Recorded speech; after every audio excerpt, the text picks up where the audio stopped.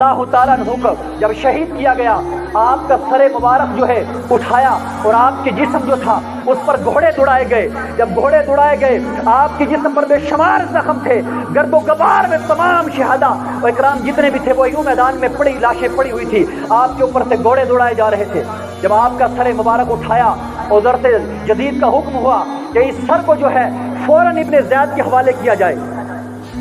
اور انہوں نے کیا کیا کہ جتنے بھی شہداء 72 شہداء اکرام کے جو سر تھے وہ تقسیم کیے، جن میں سے امام حسین کا سر خولی بدبخت کے پاس آیا، اور اس نے کیا کیا، اس سر کو لیا اپنے گھر لے کر چلا گیا۔ جب رات اپنے گھر لے کر گیا، اپنی بیوی سے کہنے لگا یہ میں نے ایک باغی استغفر اللہ قتل کر کے لائے ہیں، اور یہ جو یزید کے خلاف بغاوت کرتے تھے، لہٰذا اس سر کو اپنے پاس رکھنا اور صبح یہ سر جو ہے میں نے ابن زید کے حوالے کرنا ہے۔ اور اس خولی بدبخت نے یہ سر جب اپنی بیوی کو دیا، اس بیوی نے تندور کے اندر رکھا، وہ نہیں جانتی تھی کہ یہ سر امام حسین کا ہے،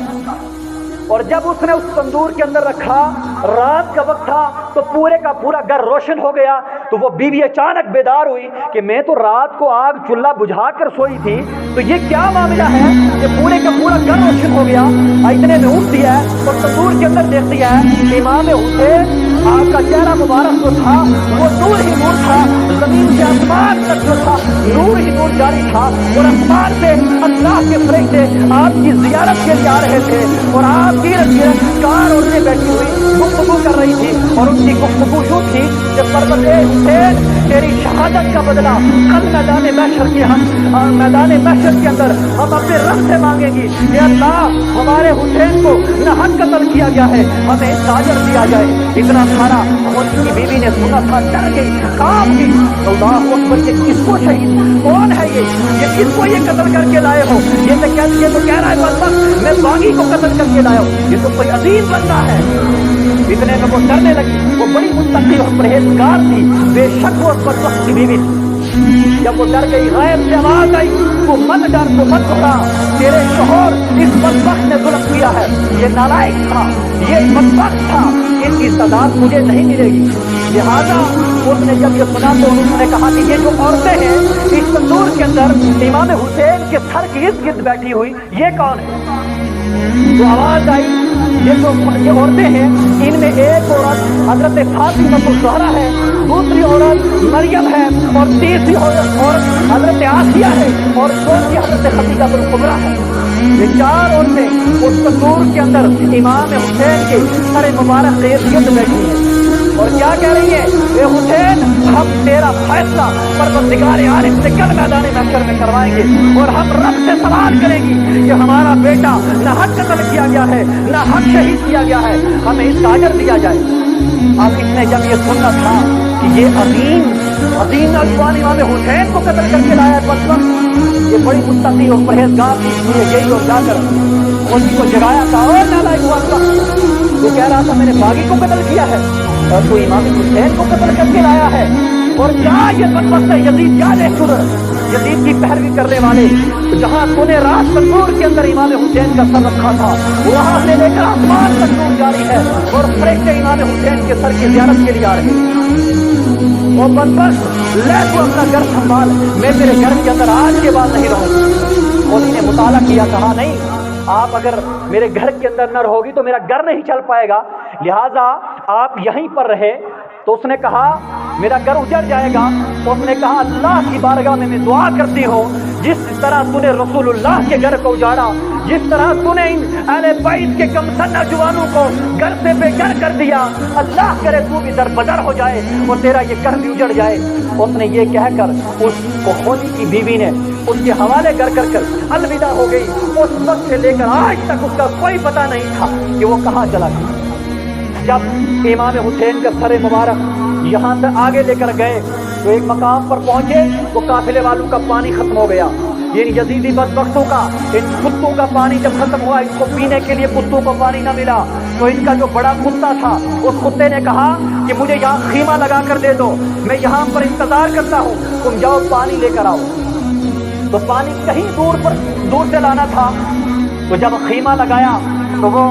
کتا پانی پینے کے لیے کے انتظار میں بیٹھا، تو امام زین العابدین حضرت زینب اور جتنے باقی دیگر جتنے بچے ہوئے والے بیت کا لٹا ہوا قافلہ تھا، ان کو تپتی دھوپ کے اندر، اوپر سے آگ برسا تھا، سورج تھا، ان کو دھوپ کے اندر بٹھا دیا، پانی تک نہ پلایا۔ تو جب شدت پیاس بڑھ گئی، امام حسین کی چھوٹی بیٹی 5 اور 6 سال کی عمر میں حضرت سکینہ جو تھی، ان کو جب زیادہ دھوپ نے تنگ کیا، ادھر ادھر نظر ماری تو کچھ نظر نہ آیا، اتنے میں ایک جھاڑی پر نظر پڑ گئی، چھوٹا سا کوئی درخت تھا، اس کے نیچے تھوڑا سا سایہ تھا۔ آپ اس قافلے سے اٹھتی ہیں، جا کر اس کے نیچے آپ بیٹھتی ہیں، وہ مٹی کا تکیہ لگا کر آپ کو نیند آ جاتی ہے، آپ سو جاتی ہیں۔ جب سو جاتی ہیں، پریشانی کا عالم تھا، کس کو کیا خبر کون کہاں سویا، کس کو کیا خبر کون کہاں رہا ہے، تو ان کو قید کیا ہوا تھا۔ قید کس طرح کیا تھا کہ امام زینب، امام زین العابدین، جتنے بھی یہ سب کی سب عورتیں، اور ان میں مرد تو ایک امام زین العابدین تھا، ان کے گلے میں رسے ڈالے ہوئے۔ اور جب یہ قافلہ وہاں پر ٹھہرا،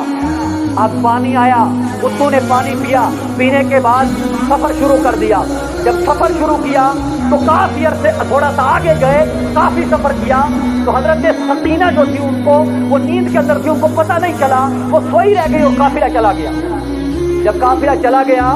دیکھو ہم آج کے یہ بدعقیدے لوگ جن کا عقیدہ یہ ہے کہ استغفر اللہ، اللہ کے نبی مر کے مٹی ہو گئے، جن کا عقیدہ یہ ہے کہ جو مر جاتے ہیں یہ ختم ہو جاتے ہیں، یہ بدبخت بدعقیدے لوگ سن لے، کان کھول کر سن لے۔ جب قافلہ آگے بڑھا تو اس بدبخت نے امام حسین کا سر مبارک نیزے پر چڑھایا ہوا تھا، تو قافلہ جا رہا تھا، اچانک اس کے ہاتھ سے نیزہ چھوٹا اور زمین میں نصب ہو گیا، یعنی زمین میں دس گیا۔ اس نے زور لگا کر نیزہ کھینچنا چاہا مگر نیزہ نہ نکل پایا۔ جب نیزہ نہیں نکلا تو اس نے باقی والے نوجوانوں کو کہا کہ بھائی میرے ہاتھ سے امام حسین جو نیزے پر چڑھائے تھے وہ نیزہ چھوٹا، وہ زمین میں نصب ہو گیا، اب یہ نیزہ نکل نہیں رہا ہے، لہٰذا یہ نیزہ نکالو۔ تو چند نوجوانوں نے مل کر کھینچا، بہت طاقت لگائی مگر نیزہ نہ نکل پایا۔ تو جب نہیں نکل پایا تو امام زینب سے کہا، امام زین العابدین سے کہا کہ امام زین العابدین، آپ کے ابا کا سر مبارک جو تھا وہ آگے ہم نے رکھا ہوا تھا، اور ایک نوجوان نے اٹھایا تھا نیزے پر، تو وہ اس سے چھوٹا اور زمین میں نصب ہو گیا، اب وہ سر جو ہے زمین سے نہیں نکل رہا ہے، تو لہٰذا آئیے ذرا دیکھیں کہ کیا معاملہ ہے۔ جب یہ کہنا تھا، اللہ اکبر، امام زین العابدین نے کہا اب اپنی پھوپھی سے، اے زینب، اے پھوپھی میری ماما زینب، میرے ابا حسین کا چہرہ مبارک جو تھا، سر مبارک جو تھا، وہ نیزے پر اٹھایا تھا، اور ایک بدبخت سے وہ سر چھوٹا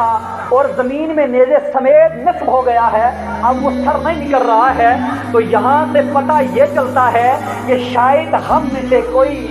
پیچھے رہ گیا ہے جو قافلے میں نہیں ہے، تو امام حسین اس کا انتظار کر رہے ہیں۔ تو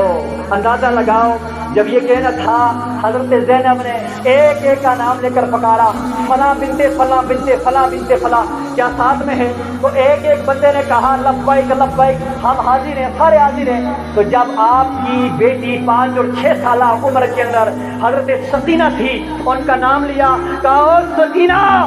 کوئی آواز نہ آئی، کہا سکینہ، کوئی آواز نہ آئی، کہا سکینہ، کوئی آواز نہ آئی۔ تو امام زین العابدین نے کہا سکینہ کہاں رہ گئی ہے؟ اسی لیے امام حسین کو خبر مل گئی کہ میری بیٹی سکینہ کو سوئی ہوئی تھی اور قافلہ نکل آیا، وہ رہ چکی ہے، جب تک میری بیٹی اس قافلے میں نہ آ جائے میرا سر مبارک یہاں سے آگے سفر نہ کرے گا۔ اللہ اکبر۔ حضرت زینب نے وہیں سے واپس لوٹی اور حضرت سکینہ کو ڈھونڈنے کے لیے چلا گئی۔